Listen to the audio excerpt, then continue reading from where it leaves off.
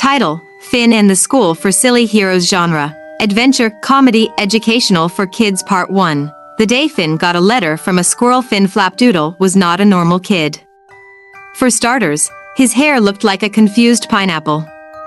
His backpack always had at least 3 sandwiches, a rubber chicken, and a jar of peanut butter, even though he was allergic to peanut butter. Emergency supplies, Finn would say, though nobody knew for what emergency exactly. Finn also had a talent for getting into trouble. Once, he accidentally turned the school library into a foam party when his science project exploded. Another time, he tried to train a raccoon to fetch his homework, but instead the raccoon stole the principal's wig.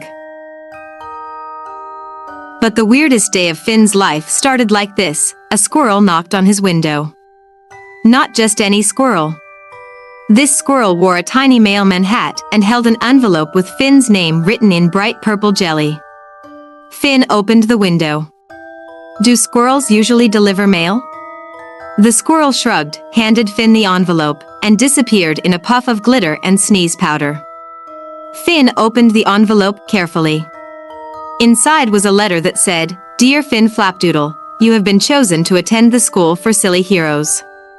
Pack your sandwiches and report to the nearest garden gnome for transportation." Finn stared at the letter.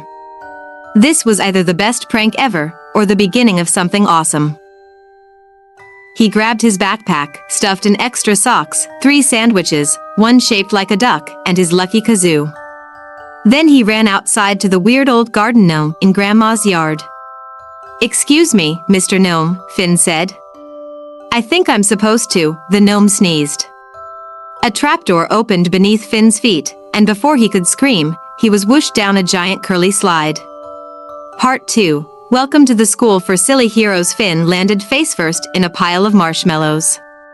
When he sat up, he was in the middle of a castle made entirely of candy canes, rubber chickens, and textbooks labeled how to save the world and also find snacks. "Welcome," boomed a voice.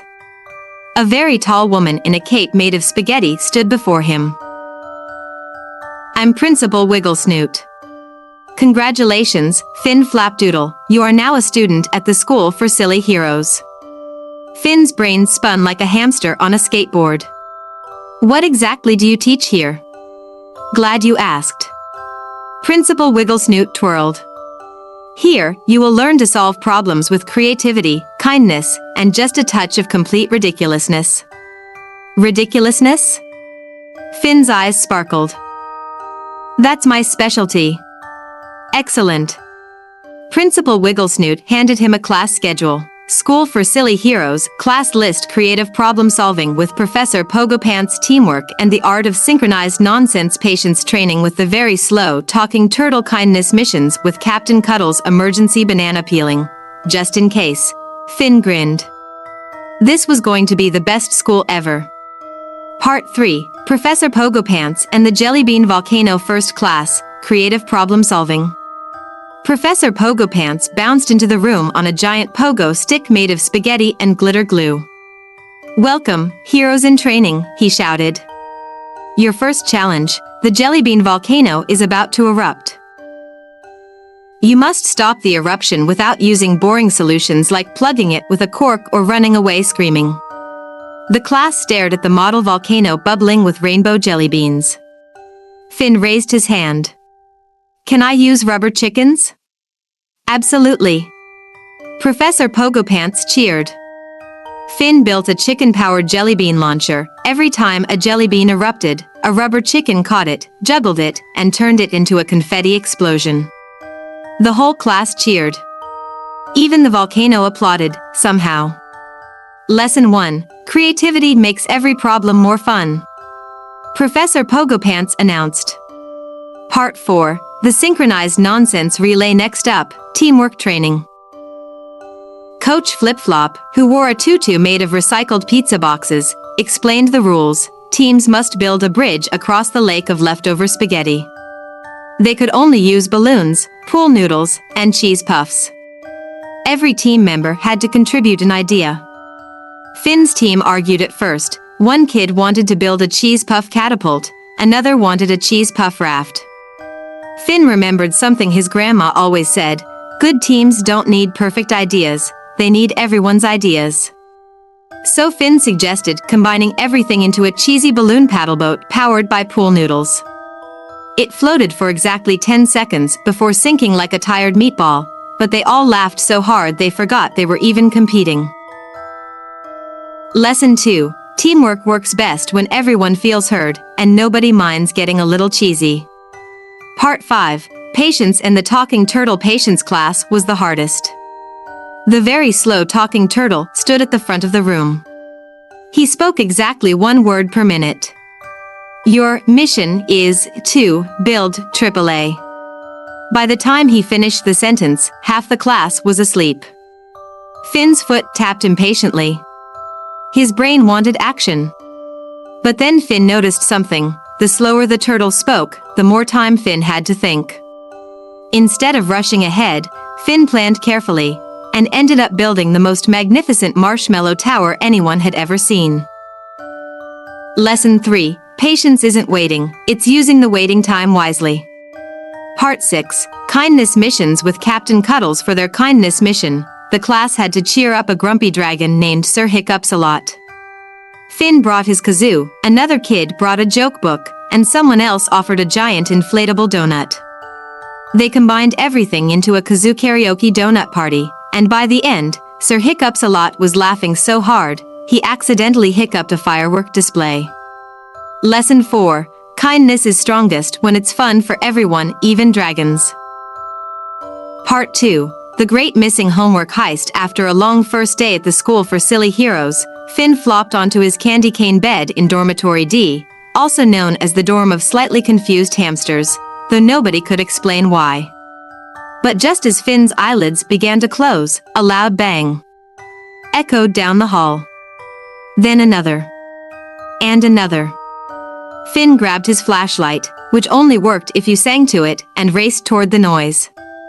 He skidded around the corner and saw Chaos's papers flying everywhere, backpacks dancing by themselves, and the homework goblins stuffing assignments into giant spaghetti sacks.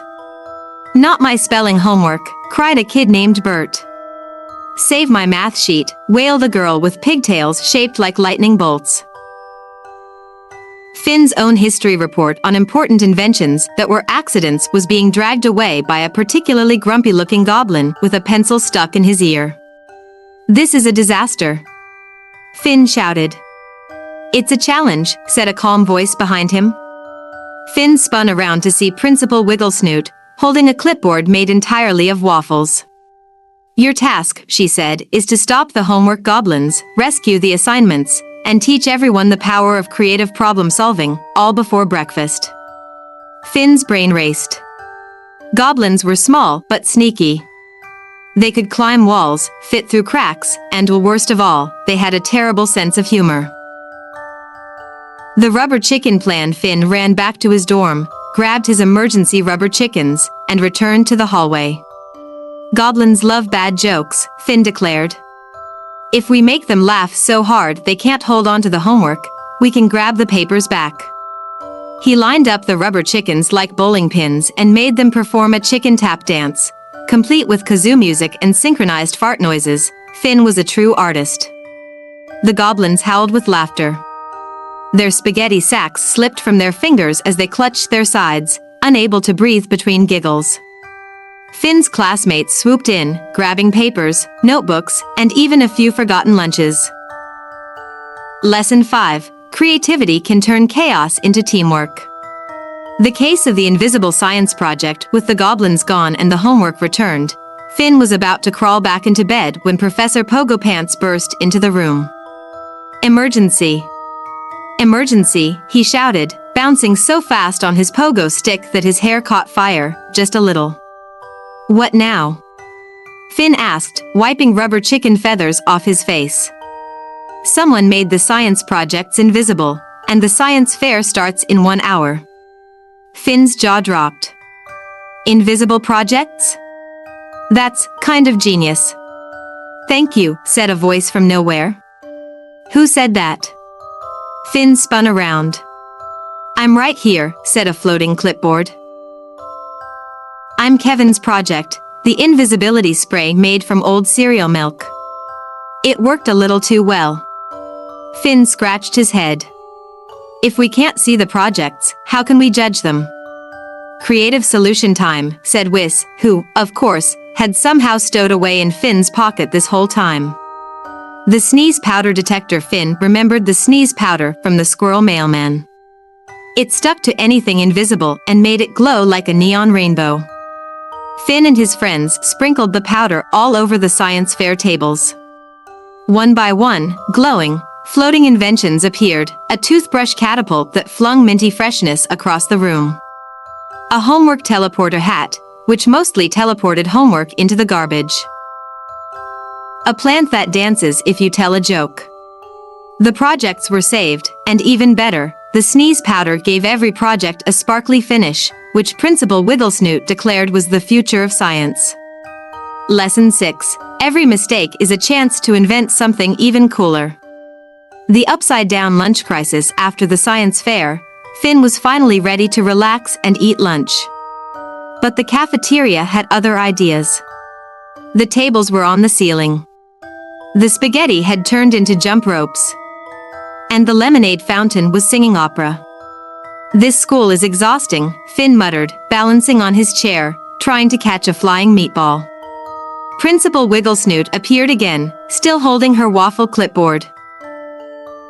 This, she said dramatically, is your next challenge, fix lunch.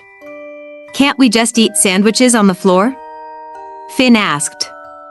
Too easy, said Principal Wigglesnoot. Use creativity and teamwork, the silly way. Finn gathered his classmates.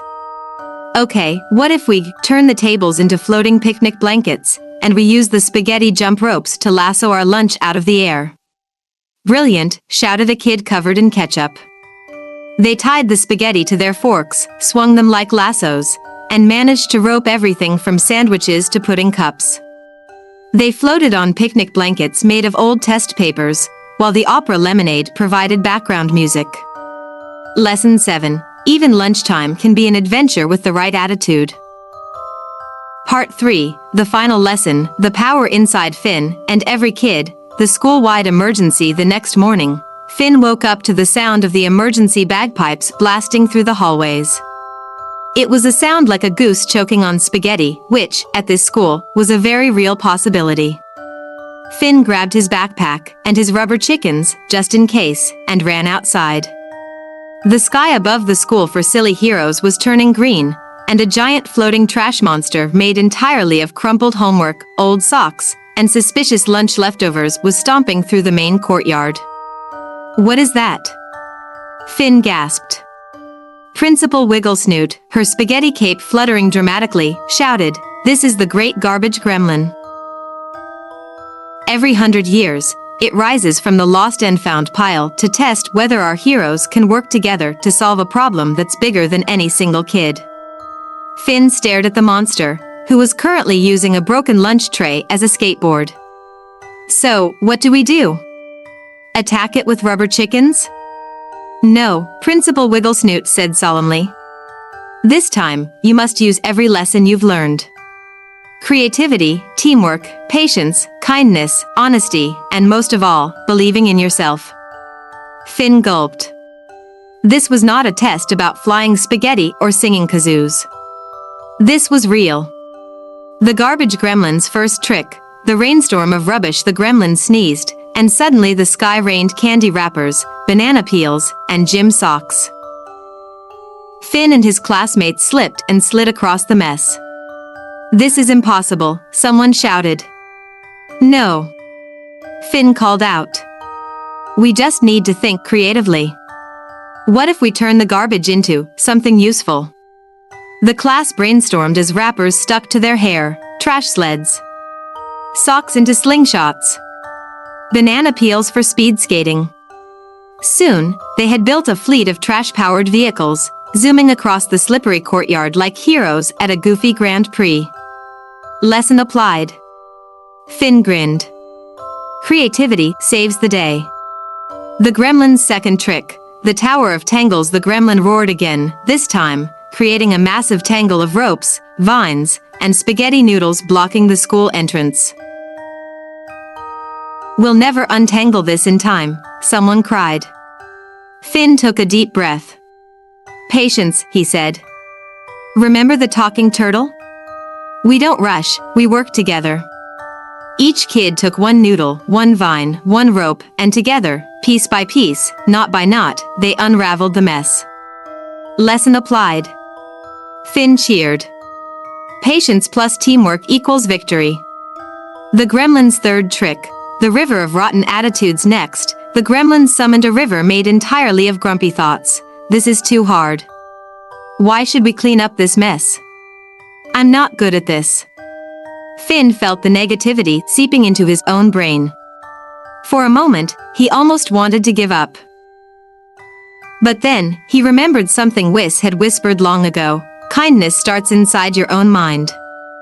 Finn stood tall and shouted, "Hey, Garbage Gremlin! I bet you've never been invited to a super silly dance party, have you?" The gremlin paused, confused. "What?" "Let's throw a kindness party, for the gremlin and for ourselves," Finn declared. The kids formed a conga line, dancing through the river of negativity, turning every grumpy thought into a silly compliment. "This is too hard" became "this is a great chance to invent something silly." "Why should we clean up this mess" became "because nobody rocks a mop like we do." "I'm not good at this" became "I'm good at trying." The river vanished. Lesson applied. Finn shouted. Kindness and a little dancing melts bad attitudes. The final test, facing the mirror of doubt with the gremlin weakened, the final challenge appeared, a giant mirror, rising from the ground like a shimmering wall. In the mirror, each kid saw their biggest fear. One kid saw themselves failing a test. Another saw everyone laughing at them. Finn saw himself, messing up everything.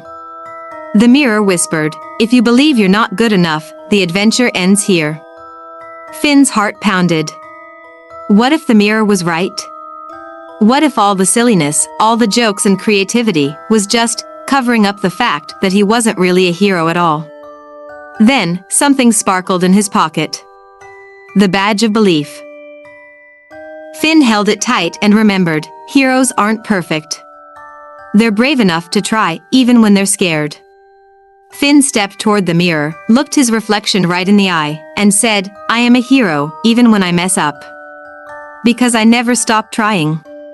The mirror shattered into 1,000 stars, and the garbage gremlin dissolved into a gentle breeze, leaving behind only a single glittering rubber chicken. Lesson applied. Finn cheered. Believing in yourself is the greatest power of all. Graduation and the final surprise. The next day, the school held a graduation parade of glorious goofballs.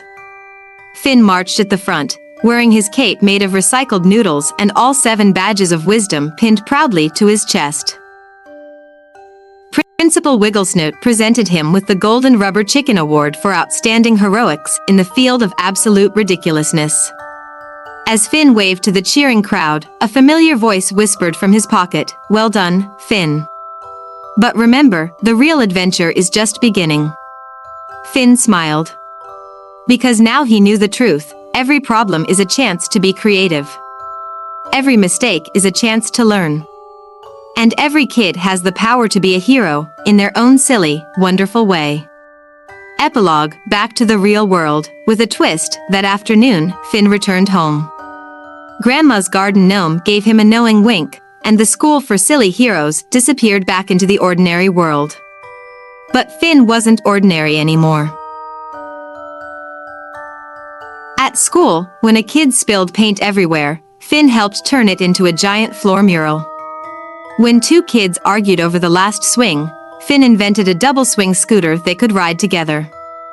And when his own math homework got soaked in milk, Finn turned it into a paper towel science experiment. The magic hadn't disappeared, because the magic was inside him all along. As Finn lay in bed that night, his rubber chicken tucked beside him, he whispered, "Being a hero isn't about saving the world. It's about making the world a little better, a little kinder, and a whole lot sillier." And from the shelf, just faintly, the teapot winked.